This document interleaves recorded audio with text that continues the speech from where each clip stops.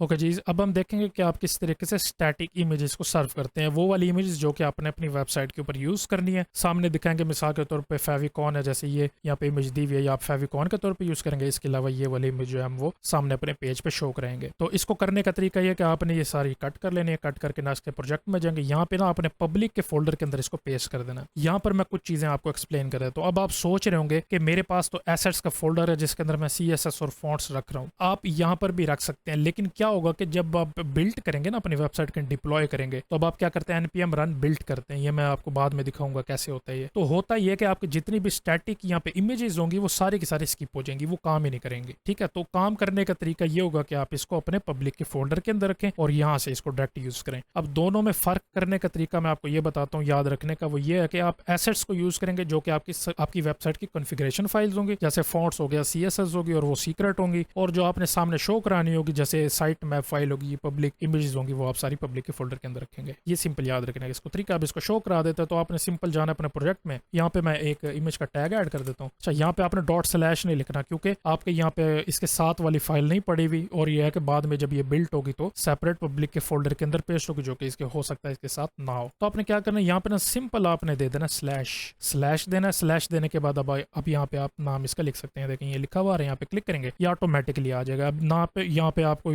Public लिखने की जरूरत है ना कुछ, अभी डायरेक्ट सर्व होंगे इसके साथ। आपने यहाँ पे इसको सेव कर देना। इसको मैं नीचे ले आता हूँ, वो नीचे एरर आ रहा था इसके। ठीक है, इसको सेव कर देते हैं। सेव करके यहाँ पे इसको रिफ्रेश करेंगे, देखिए यहाँ पे इमेज शो हो गई है। अब अगर आपने एसेट्स के अंदर सर्व करनी है तो आप यहाँ पे क्या करेंगे, इसको पेस्ट करेंगे। यहाँ पे आप @assets, फिर अगर इमेजेस के अंदर है तो इमेजेस इस तरीके से कर सकते हैं, लेकिन उसका फायदा कोई नहीं होगा। बिल्ड टाइम पे ये वाली इमेज आपको अवेलेबल नहीं होगी। तो ज्यादा अच्छा ये है कि आप पब्लिक के फोल्डर में रखें और इसको स्लैश और आगे नेम देके इसको यूज आप कर सकते हैं। ठीक है जी, तो ये तरीका था। इस तरीके से आप स्टैटिक इमेजेस को सर्व करते हैं।